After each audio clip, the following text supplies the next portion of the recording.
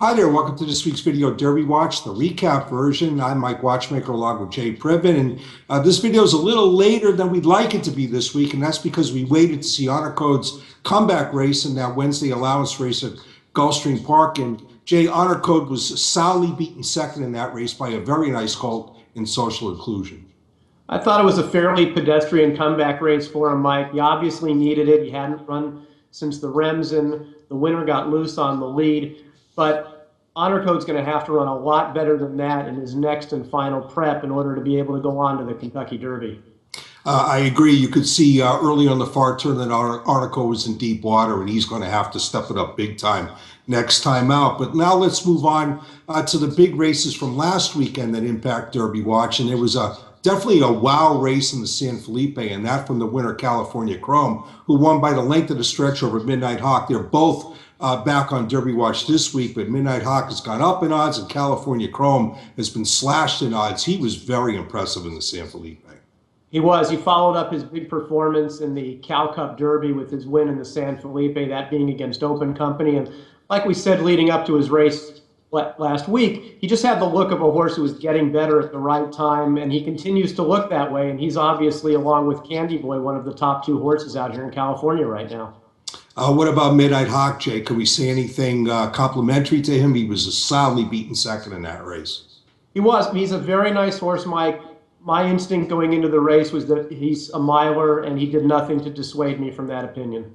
Okay, there were a couple of other notable preps last week, one of them being the Tampa Bay Derby, Saturday at Tampa Bay Downs. That was won in front-running fashion by Ring Weekend, who is winning his second straight, just coming off a maiden win. This was by far the best performance of his career.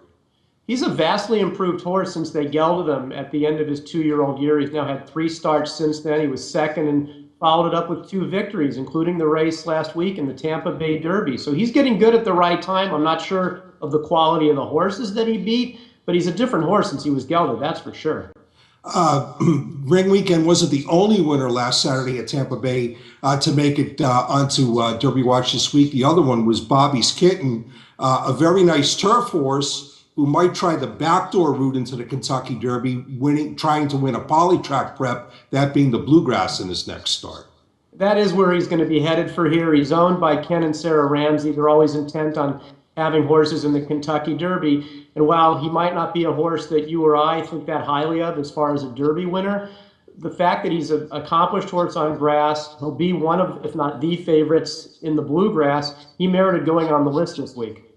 We should mention that one other of 2 other newcomers on this week's Derby Watch is Tamarando. Now, Tamarando flattered California Chrome's victory in the Cal Cup Derby 2 starts back when he came back to win the El Camino Real. Now, certainly California Chrome didn't need any flattery with the way he won the San Felipe, but Tamarando is a new addition to this week's Derby Watch. Right. As we discuss each week when you and I are putting this together, we're trying to evaluate where horses are headed, who has the most points, who's likely to earn points based on their placement. And Tamarando has been very smartly managed. He's going to go to the Spiral for his next start. And while he might be a cut below the elite of this division, he certainly fires every time they lead him over there. He's a very consistent horse, but he's also a horse that's got to prove himself, step up his game on dirt. Right now, he looks like he's better on synthetic surfaces. Jay, thank you as always for your insight. Thanks everybody for watching.